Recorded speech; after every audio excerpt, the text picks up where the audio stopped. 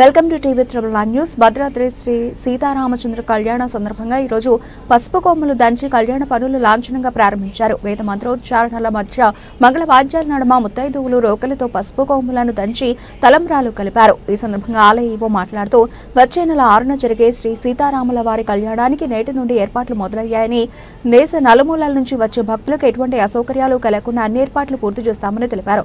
గత ఏడాది ఎన్నికల కోడ్ కారణంగా ముత్యాల తలంబ్రాలు ముఖ్యమంత్రి సమర్పించలేనందువలన ఈ ఏడాది ముఖ్యమంత్రి రేవంత్ రెడ్డి ముత్యాలను సమర్పిస్తున్నారని, పట్టాభిషేకానికి గవర్నర్ తలంబ్రాలు పట్టువస్త్రాలు సమర్పిస్తారు. మొత్తానికి ఈరోజు ఆలయ ప్రాంగణం మొత్తం జై శ్రీరామ్ నినాదాలతో మారుమోగింది.